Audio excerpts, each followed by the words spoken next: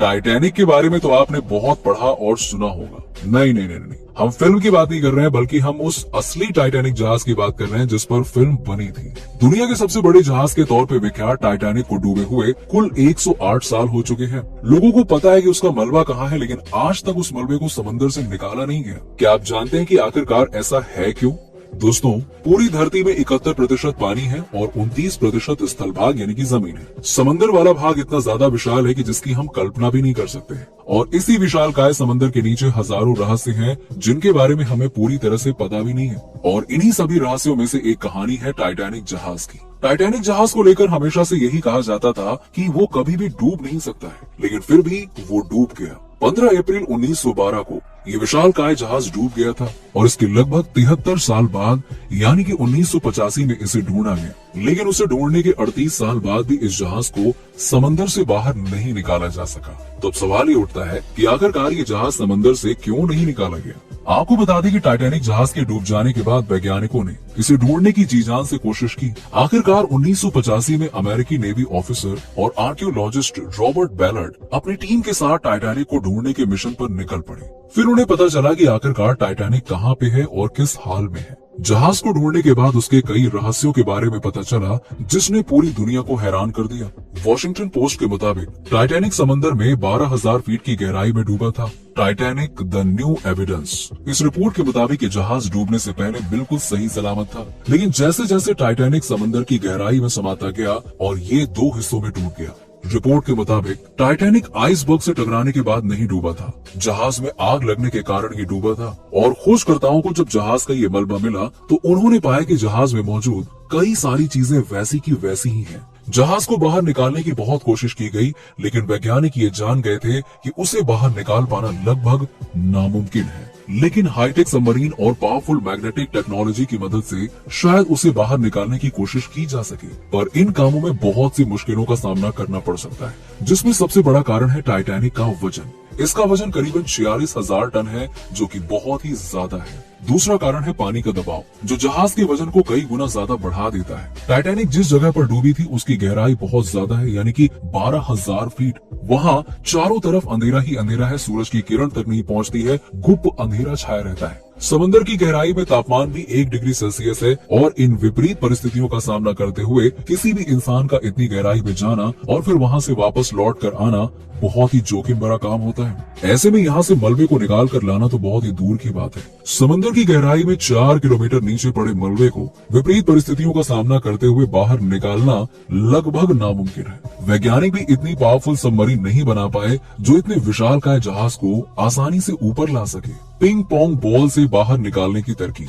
शुरुआत में वैज्ञानिकों का इस जहाज को बाहर निकालने का कोई प्लान नहीं था, लेकिन फिर उन्होंने कुछ तरीकों के जरिए टाइटैनिक को बाहर निकालने का प्लान बनाया। इनमें से पहला प्रयोग था पिंग पोंग बॉल के जरिए जहाज को बाहर निकालना। वैज्ञानिकों ने तरकीब लगाई कि वो टाइटैनिक जहाज में पिंग पोंग बॉल भर देंगे ताकि ये सभी बॉल ऊपर की तरफ दबाव डालें और फिर ऐसे करके सबमरीन की मदद से जहाज को ऊपर खींच लिया जाएगा। लेकिन ये प्लान फ्लॉप हो गया, क्योंकि कुछ वैज्ञानिकों ने यह तर्क दिया कि पिंग पोंग बॉल समुद्र की गहराई में जाते ही फट जाएंगे। इसके बाद एक और तरकीब सोची गई, वो ये थी कि बड़े बड़े बलून्स को टाइटैनिक में बांधकर उसमें हीलियम गैस भर देंगे और फिर इससे ये जहाज अपने आप ही ऊपर आ जाएगा। लेकिन ये प्लान भी फ्लॉप हो गया, क्योंकि इतनी गहराई में जाकर लाखों बलून्स में हीलियम गैस भर पाना असंभव था। फिर वैज्ञानिकों ने तरकीब लगाई कि बर्फ की डेंसिटी पानी की तुलना में कम होती है और इसीलिए बर्फ पानी में तैरती है। उन्होंने सोचा कि अगर किसी तरह से टाइटैनिक के पास के पानी को बर्फ में तब्दील कर दिया जाए तो ऐसे करने से जहाज पानी के ऊपर तक आ जाएगा। इस तरकीब का आइडिया था अमेरिका के इंजीनियर जॉन पियरे का। एक के बाद एक सभी आइडिया फ्लॉप। उन्होंने अपनी रिसर्च में बताया कि इसके लिए अधिक मात्रा में लिक्विड नाइट्रोजन की जरूरत पड़ेगी और ये आइडिया बेशक कमाल का था, लेकिन ब्रिटिश गैस कंपनी के मुताबिक इसे अंजाम देने के लिए करीबन ½ मिलियन टन लिक्विड नाइट्रोजन की जरूरत होगी। तब सबके मन में ख्याल आया कि इतनी मात्रा में नाइट्रोजन समंदर की गहराई तक ले जा पाना लगभग नामुमकिन है और ऐसे करके ये आइडिया भी फ्लॉप हो गया। इसके बाद एक शिप बिल्डिंग कंपनी ने आइडिया दिया कि सबसे पहले टाइटैनिक पर जमी गंदगी और जंग को साफ करना पड़ेगा और इसके लिए एक पावरफुल वैक्यूम क्लीनर की जरूरत होगी। फिर टाइटैनिक को एक मोटी सी लोहे की जंजीर से बांधकर उसे एक सबमरीन से जोड़ना पड़ेगा जिससे उसे ऊपर लाया जा सके। लेकिन इस प्रोजेक्ट को अंजाम देने के लिए 20 मिलियन किलोवाट बिजली की आवश्यकता पड़ेगी। लेकिन जिन वायर्स के जरिए बिजली यहाँ तक पहुँचाई जानी होगी उनके फटने की संभावना हो सकती है, इसीलिए इस आइडिया को भी यहीं पे रोक दिया गया। कई कंपनियों ने इसे बाहर लाने का प्लान आगे भी बनाया, लेकिन इसे बाहर लाने में इतना खर्चा है कि जिसकी भरपाई भी नहीं की जा सकती है। भरपाई अगर होती भी है तो उसके लिए 100 साल से भी ज्यादा का समय लग सकता है।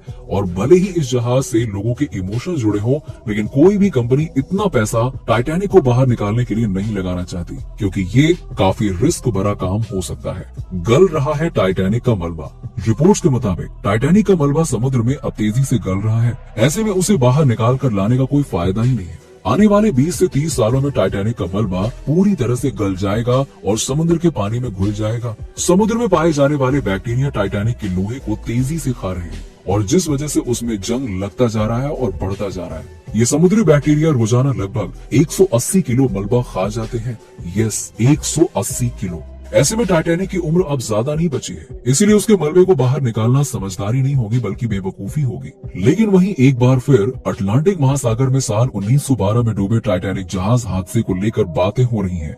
वजह यह है कि 5 लोगों को इसका मलबा दिखाने ले गई एक पनडुब्बी लापता हो गई। कंपनी ओशन गेट ने पनडुब्बी में सवार सभी 5 लोगों की मौत की पुष्टि कर दी थी। अब कुछ लोग इस तरह के एडवेंचर्स की काफी आलोचना कर रहे हैं। इनका कहना है कि जिस स्थान को कब्रगाह माना जाना चाहिए उसे दिखाने के लिए लोगों को ले जाया जा रहा है। वो कोई दर्शनीय स्थल है क्या? जबकि कुछ लोगों ने इस तरह के ट्रैवल की तुलना सुसाइड मिशन से की है। आज भी इसका मलबा वहीं पड़ा है और इसे निकाला नहीं जा सकता। हालिया घटना में शामिल लोग इसी मलबे को देखने के लिए गए थे। टाइटैनिक को लेकर कहा जाता था कि इसका डिजाइन कुछ ऐसा है कि अगर एक कमरे में पानी भर भी जाए तो उससे दूसरे कमरे को डुबोया नहीं जा सकता। और हैरानी की बात यह है कि जहाज डूबने के इतिहास में अव्वल स्थान हासिल करने वाले टाइटैनिक का प्रचार करते वक्त कहा गया था कि ये जहाज कभी भी डूब नहीं सकता। वजह ये थी कि इसमें कई तहखाने थे जिन्हें वाटर टाइट दीवारों से बनाया गया था और कहा गया था कि तहखानों की 2 कतारों में पानी भरने की स्थिति में भी ये जहाज बिल्कुल नहीं डूबेगा। लेकिन फिर भी आज इन चीजों को लेकर बहुत से लोगों के मन में बहुत से सवाल रहते हैं। जैसे कि पहला सवाल ये रहता है कि क्यों डूबा कभी न डूबने वाला टाइटैनिक? इस जहाज की टक्कर एक विशाल हिमखंड से हुई। उस वक्त ये तेज गति से अटलांटिक सागर को पार कर रहा था और हिमखंड से टक्कर लेने के बाद जहाज डूब गया। इसमें पानी भरा और जिन वाटर टाइट कंपार्टमेंट्स की दीवारों को सुरक्षित कवच माना गया था वो नष्ट हो गई और करीब 5 वाटर टाइट कमरों में पानी भर गया। और ऐसा कहा जाता है कि उस वक्त का स्टील मजबूत नहीं था। जब जहाज की हिमखंड के साथ में टक्कर हुई तो उसका ढांचा बदल गया और दरवाजे बंद नहीं हो पा रहे थे। तो दोस्तों, ये थी वो वजह जिस वजह से टाइटैनिक के मलबे को आज तक नहीं निकाला जा सका। टाइटैनिक के इस मलबे के बारे में आपका क्या कहना है? नीचे हमें कमेंट सेक्शन में कमेंट करके जरूर